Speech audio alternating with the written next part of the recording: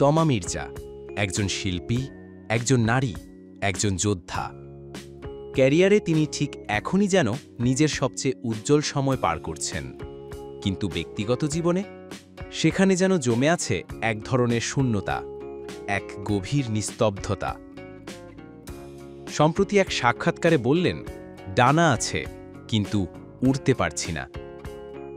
এই কথাই যেন ধরা পড়ে এক শিল্পীর দোলাচল, যিনি কাজের আকাশে উড়ছেন ঠিকই, কিন্তু হৃদয়ের মেঘলা মাঠে যেন এখনও একা। একসময় ঢালিউডে গুঞ্জন ছিল রায়হান রাফির সঙ্গে তার সম্পর্ক নিয়ে।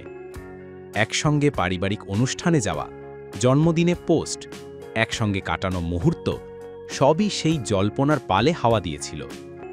কিন্তু সেই অধ্যায় এখন অতীত। তমা নিজেই বললেন, আমাদের অফ স্ক্রিনে একসঙ্গে দেখার কোনো সম্ভাবনা নেই, অন স্ক্রিনেও আপাতত কিছু নেই। তবে এসবকে তিনি কোনো ছন্দপতন মনে করেন না, বরং বলেন, জীবনের পথে অনেকে আসে, কেউ থাকে, কেউ চলে যায়, প্রেম আবার আসতে পারে, কিন্তু এখন এমন কেউ নেই যাকে নিয়ে সংসার ভাবব। তবে হঠাৎ যদি সেই ভালোবাসা এসে পড়ে, তাহলে হয়তো বিয়েও করে ফেলব। এই মুহূর্তে কোনো নতুন সিনেমার শুটিং করছেন না তমা। সময় দিচ্ছেন নিজেকে, পরিবারকে। রান্না করেন, গান শোনেন, বই পড়েন, আর এক কাপ চা হাতে নিয়ে ঘরের কোণে দাঁড়িয়ে ভাবেন, জীবনে কি ভুল করেছি, কিভাবে শোধরানো যেত। এ এক গভীর আত্মদর্শনের সময়। তমা মির্জা এখন কেবল বড় পর্দার নয়, ভেতরের মানুষ হিসেবেও নিজেকে গড়ে তুলছেন। দাগি আর আমলনামার মতো কাজ তাকে যেন ভেতর থেকে বদলে দিয়েছে। তার নিজের কথায়, এই কাজগুলো আমাকে নিজের প্রতি বিশ্বাস এনে দিয়েছে।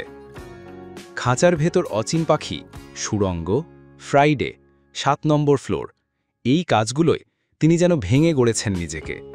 এবার অপেক্ষা 2 বন্ধু সিরিজের মুক্তির। আর নতুন সিনেমা, সেটি এখনও গোপন। তবে তমার কণ্ঠে আশা, যা আসবে দারুণ কিছুই আসবে।